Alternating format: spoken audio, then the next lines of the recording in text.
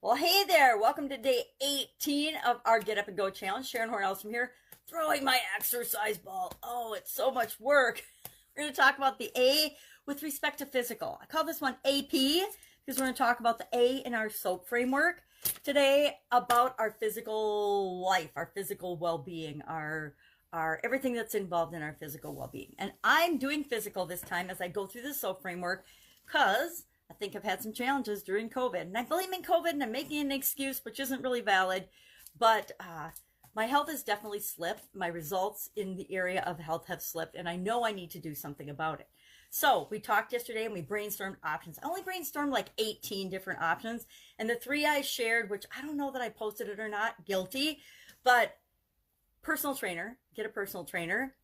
Physical, get a physical. Get an absolute, body workup. It's been at least 5 years, probably closer to 10, since I've had a complete and utter systems overhaul or systems review for my body, right? That's the physical, but not just a little, I'm getting a new job physical. I mean, a real, probably naturopathic doctor who will check things like different levels my sister calling me about Christmas presents. She's Christmas shopping already. She got up early today and went Christmas shopping. And since she knows I don't get out, she likes to say, hey, would this be a good idea? So let's get back on topic without the interruptions. So A stands for action, right? The A stands for action. So we're going to today, the tool we're going to use is one of my all-time favorite tools. And of course I had a card for it, which got knocked down when my workbook for this challenge got knocked down, but that's fine. It's just plus or minus. It is the tool. And why do I like this tool? And why do I use it? And why do I talk about it at pretty much every challenge or every time I get a chance to help people make decisions more quickly or easily? Is because as human beings, we are so inundated with information and all kinds of things and things drawing our attention. We need to have a quick and dirty tool that we just automatically use, like the SOAP framework, to make decisions and choices. It's why I push and talk about frameworks all the time. It's because we have to have those. We have to have habits and systems and processes, which are habits for our own life, in order to function in any area and aspect of our life.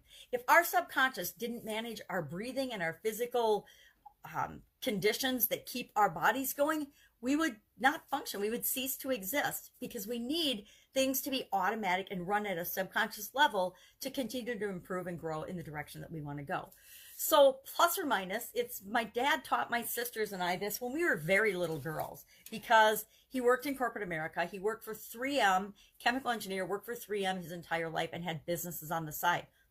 Wonder where I got that. Well, he did that, and he had 4 little girls and my mom. And between the 5 of us, to make a decision, to make a choice was ridiculous. So I don't know where he learned it or where he decided, but he started teaching us at a young age the plus and minus strategy for making decisions and making choices. And he would, we would actually, as a family, do this sometimes, where we'd decide, where we wanted to go on vacation or what we wanted to have for dinner, something as small as that, or something as big as where do we want to go on our family vacation this year. And we would sit down and we would do plus or minus. We'd brainstorm some ideas or get some ideas, like our list of 10 yesterday. And then we would look at those ideas and we would do just a plus and a minus for each one of those ideas. So if we were looking at vacation, say we wanted to go to Mount Rushmore or Disney. We never went to Disney as kids. There were too many of us and it was too far away. And or if we wanted to go to the state park, whatever, we would do a little plus or minus guide for each one of those options. Well, I love it because you can do it in your head. You can do it anywhere. You should write it down. I will always advocate for writing things down, but you don't have to write it down. But we'll look at, and today what our activity is going to be is we're going to look at least the 3 things that we wrote down. And if they're really far-fetched and you have better things on your list that you're actually more likely to take action on, do the plus or minus for them. So if I look at plus or minus for a personal trainer, well, what's a minus of a personal trainer? They're expensive. You have to set aside the time to work with them. COVID-19 is going on and might not even be able to find a personal trainer to work with right now. What are some of the pluses? Well, they have specialized, detailed knowledge. They can target and help me with the specific things I need help with.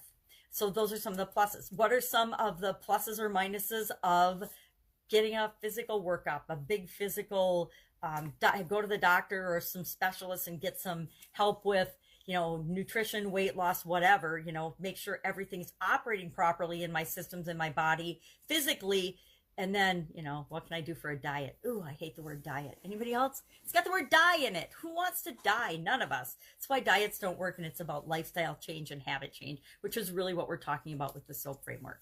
So what are some of the pluses or minuses of getting that workup? Well, I can find out if there's anything physically wrong with me that could be causing me during COVID to not be feeling as energized and healthy as I normally would, right? Remember, I wanted to get back to my 2011 condition, my weight, my energy, my level of physical fitness from 2011. And what's the difference between that and now? And maybe there is a physical thing going on. I still swear I had COVID last Christmas, and that may be impacting how my heart or something else is functioning, and that could cause changes in the way my body processes food and nutrition and movement and exercise and things like that as well. So then, what are some pluses and minuses? Okay, what are my minuses of the doctor? I was trying to smoke right over that and skip that. I have got a huge history I've seen literally hundreds and hundreds of doctors in my life. I've had a lot of health challenges from the time I was a little kid to my sudden cardiac arrest in 2010. And since then, I don't hardly ever go to the doctor. I've had an absolute 360 switch in my health and my conditions and my need to go to the doctor. Now, I got to go to the cardiologist once a year because they insist on it since I had a sudden cardiac arrest. But for the most part, that is like all the doctoring I do. Now, I did have a COVID test a couple days ago, but that was not a doctor. It was a drive-through clinic, and it turned out it was negative. But I'd been around somebody that did test positive. So I don't like going to the doctor. I will just admit it right now. I don't hate it, but I don't like going to doctors, and I don't like finding new doctors. It's a whole process for me. Negative for me about going and getting a nutritional workup. Plus, I don't know anybody or any specialists, so I need to do some research and find out about someone. What's the third thing? Plus or minus on the third thing? Daily exercise. And I put daily exercise for an hour a day. Do something physical on purpose, intentional to move an hour a day. What are the pluses of that? It's easy to do. I can do it right now. I can start right now. I don't have to have any special equipment. I mean, because daily exercise means I can go for a walk for an hour a day. At least that's how I define it. So I don't have to have anything extra or special, so I can do it right now. It's super easy. What are some of the downsides? Well, it's winter. It's winter here in Wisconsin, so it's cold as the dickens out, and I have to bundle up like the little boy in, what's the movie where you shoot your eye out for Christmas? I always think of him whenever I'm bundling up to go outside for a walk. So it's kind of inconvenient, but it's not that hard. I can always ride my exercise bike for an hour, so I really don't have any excuse.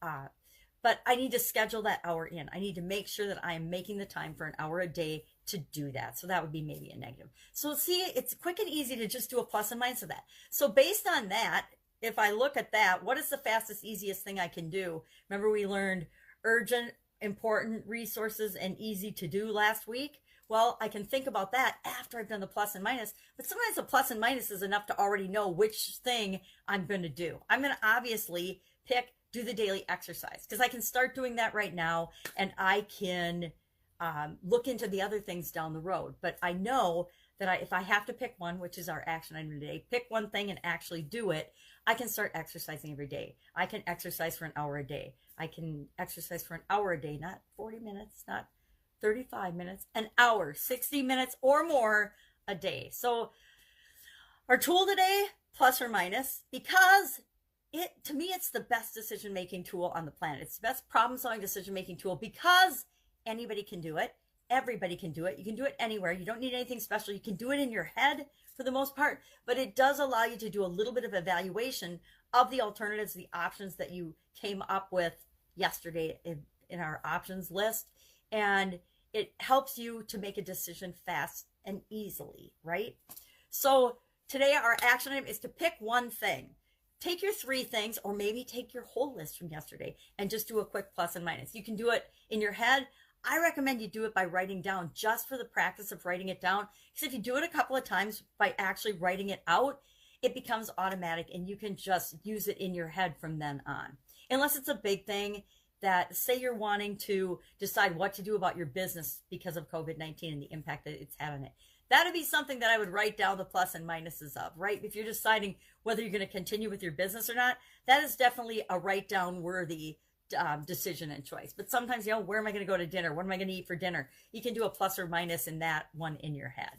So do one of those today. In the comments below, share one thing. Don't tell us anything about it. Just share one thing, one action that you're going to take and you're going to do today for your physical well-being or whatever area or aspect of your life you're working on. Maybe you're not doing physical. Maybe you're doing relationships or mental or emotional this time.